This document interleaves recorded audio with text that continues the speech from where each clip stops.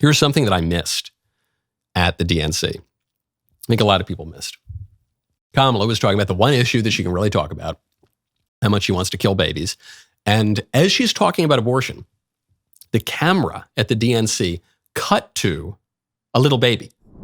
And when Congress passes a bill to restore reproductive freedom, as President of the United States, I will proudly sign it into law. I will proudly sign it.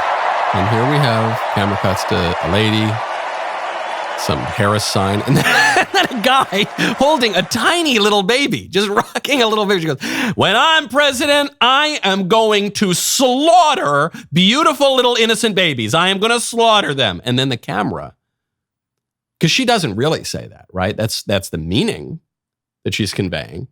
But she uses all these euphemisms. We're going to restore reproductive freedoms and rights and women's health and all these ways that the left has to dance around the reality of abortion. And then the DNC cameraman or the director of the show who was switching the cameras cuts to the reality.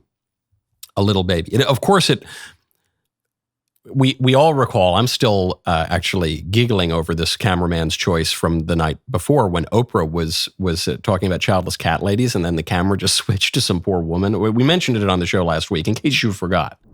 We just try to do the best we can to save them. And if the place happens to belong to a childless cat lady,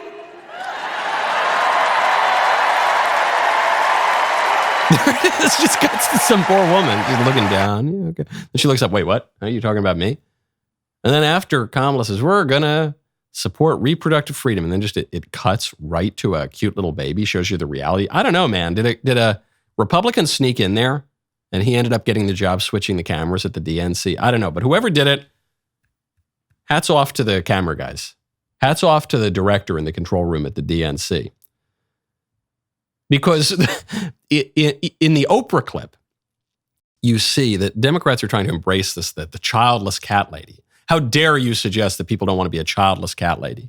But then when it cuts to the woman that they're calling a childless cat lady, she looks up, wait, what? I don't want to be a childless cat lady. Wait, hold on. No, go on. She's kind of admitting that J.D. Vance's criticism of not individuals, not people who through circumstance have ended up in a certain place, but the exaltation of a caricature of a way of life.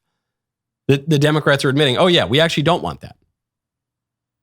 Kamala says, yeah, we need reproductive freedom. But no one ever wants to talk about what that really means.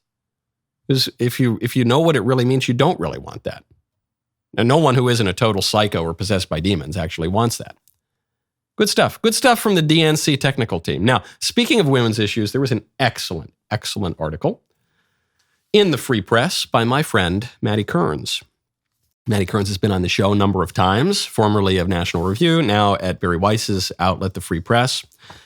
This article, I ended up seeing right at the top of the Drudge Report. Okay, this article has gone viral. And what's it about? It's about women wearing veils at church. You think that's such a niche issue? Why on earth would this make it to the top of the Drudge Report? Why would it go viral? Because it speaks to something really profound happening in religion and in politics. Maddie's article, highly recommend you read the whole thing, is The Young Catholic Women Bringing Back Veils. A new generation of worshipers is longing for a lost type of Catholicism.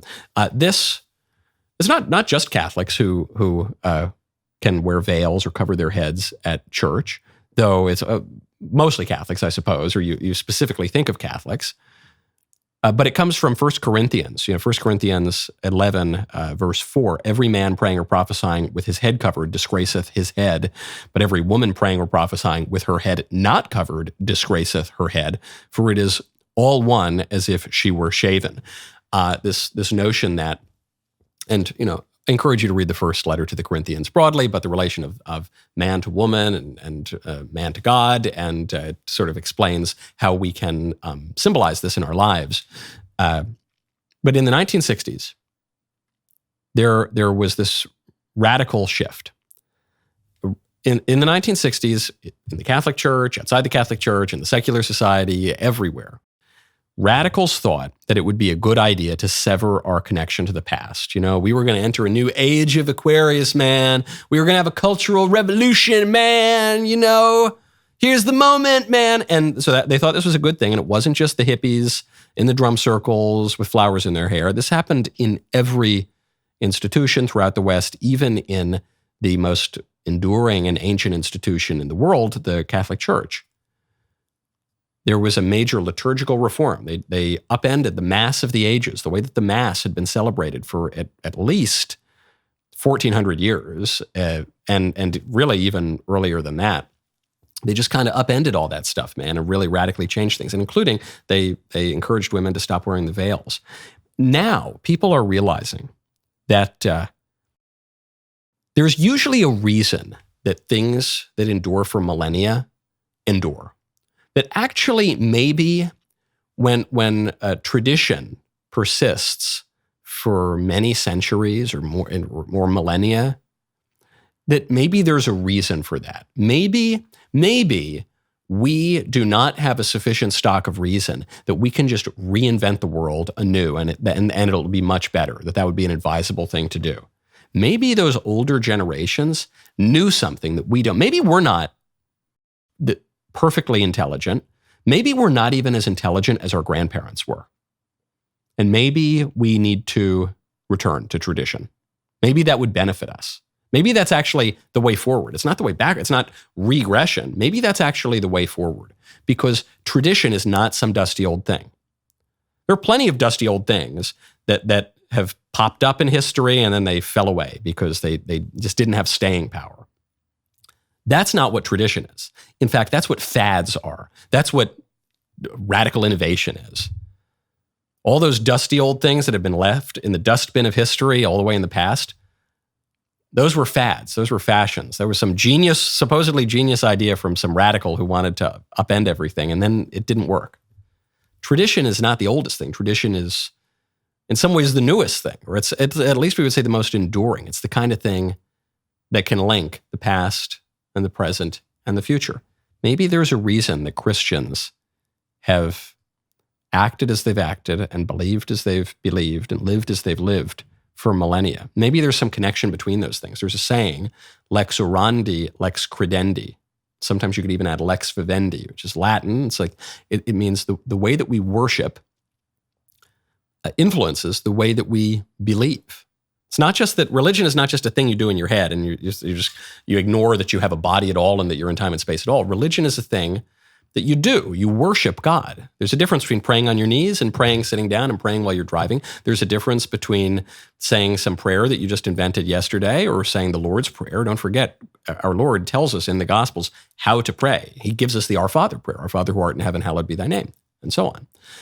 So there's, and he tells you how to do it. And then the church, in her wisdom, going all the way back to the apostolic age, has established ways in which we can pray. And that's going to affect the way that we believe.